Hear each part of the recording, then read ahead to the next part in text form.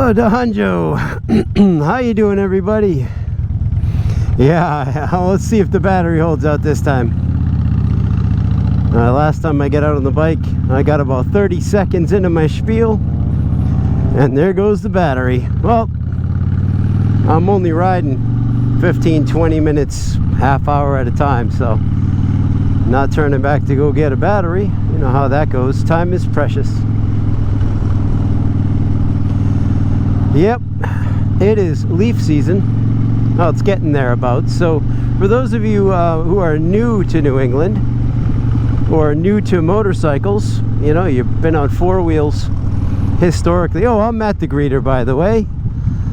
That's what nobody calls me. And riding here in just outside of Boston. My Harley Davidson Dyna Lowrider 2009. This is the Bug Smasher. So yeah, if you're new to New England, and I know that some of you that I'm seeing in cars here are,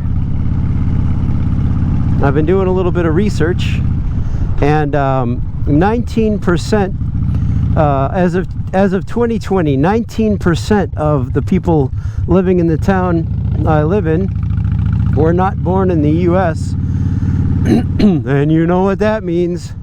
Haha, our food is getting better and better. That's really what that means.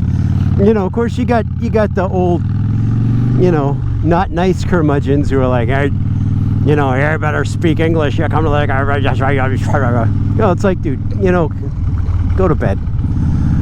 You know. So anyway, 19% not born in the U.S. I think that's terrific. I mean, just look at the food in our town, and you'll say, you know what, this is great. And you know, let's get some. Never mind. I was gonna say something about people who've been here a long time and they're from places where, you know, historically the food isn't that good. Maybe they could go back, but I'm not gonna do any of that sort of nonsense. So anyhow, take a look at our streets. Now, if you're not from New England, or, you know, the novelty of hoping someone's gonna crash. So we've got a lot of leaves, and it's only, you can see all the green on the trees. So it's only just begun. It's only just begun. And you know, leaves, when they're dry, they're okay in the straightaways. But if they're wet at all, or if you're going around a corner, they might as well be ice patches. So you want to stay off the leaves. You're riding around, you figure if you're on a motorcycle, you're probably on a couple patches no bigger than a credit card. So you're riding around on 2 credit card size patches of rubber, and or some other composite, and you hit up a little patch of leaves, and you're going to notice. The other thing to look out for are oak trees. So oak trees, of course, have acorns, and you know, again, in a straight line, so the oak trees are pretty much, I think we're pretty much done with the big acorn shed. I mean, the squirrels and the jays are super busy. They've been super busy for a while, but those acorns, man, you know, we get a lot of nice trees. They're trying to cut as many of them down as possible. We still have a good amount of trees where I live, and you know, there's nothing like a big old oak tree. Actually, I just was out in the Topsfield Fair. Yeah, I hate crowds. I'm not a fan of fairs, and I don't like traffic. And you know, it's over an hour away, and blah blah blah. But anyway, one of the things I admired most, it wasn't even in the campgrounds. It was in the parking lot. And there was a 400-year-old oak tree, and yeah, it had a really enormous thing. But there's something nice about having an oak tree around. And I know some people don't like the acorns in their lawn, and you know, the fact that they end up with squirrels and all kinds of stuff. But I'm telling you, there's nothing like a good solid oak tree on the property. But a lot of people have them on the corner, and you know, on the corner, you know, if you're on the corner of a street, like say right there with that oak tree, now they've got a really well tended side of the road, but that's where you're going to get big piles. I mean, when they first start shedding, you'll get big piles of acorns on the street, and they're like marbles. you know, and then they get crushed up, and then they're still slick when they're crushed up. So you want to really be careful going around the corners and everything. Also, you're getting a little chilly, you know. We're back to leather, and mesh season is, you know, we may get a resurgence.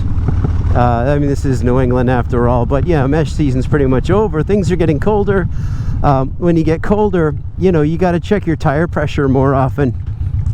Things like that. Stuff gets a little tighter, and then, you know, really not too far in the future, we're going to be checking for, like, are those shadows little patchy sunlight, or is it little patches of ice, you know, as the temperature continues to decline. So here's a good corner that's a good example here. I don't know if you could see it, but there's a lot of debris in this corner.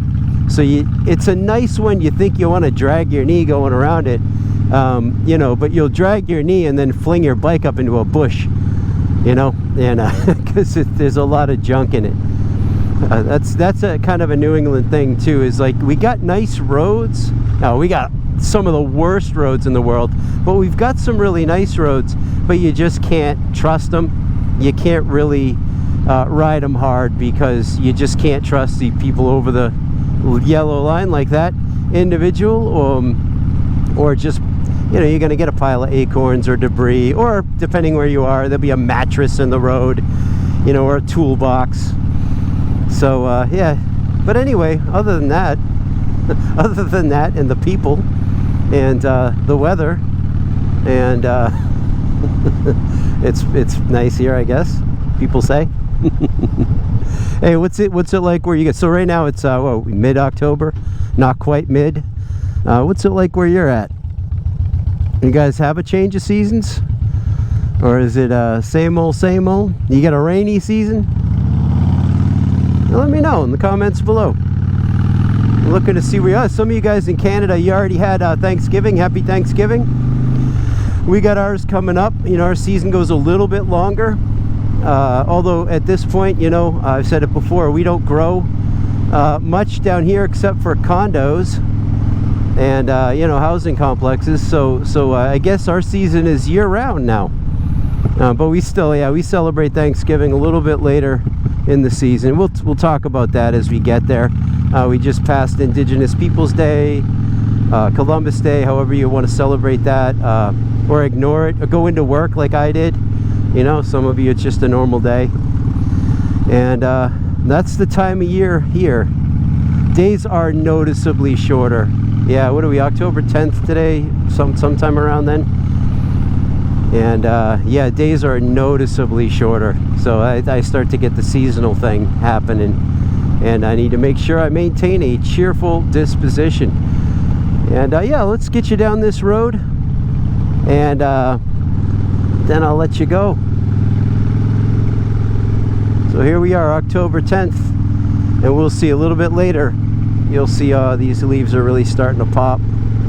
Not later in this ride, of course, unless something crazy happens. I ride through some kind of a space-time thing.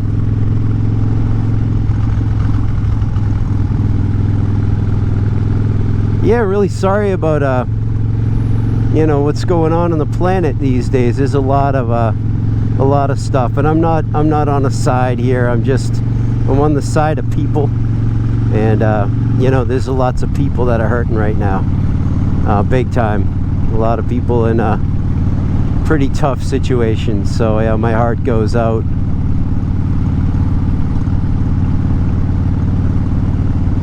I know Nadia Coates. She moved over to Israel. You know, she was from Russia. She left Russia because things were getting crazy there. She moved to Israel, and you know, guess what? You know.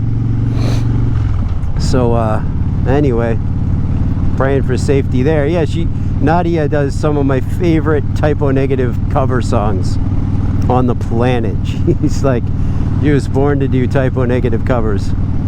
So yeah, just hoping, praying for the best. Praying for the best there. Yeah, what a nice road, huh?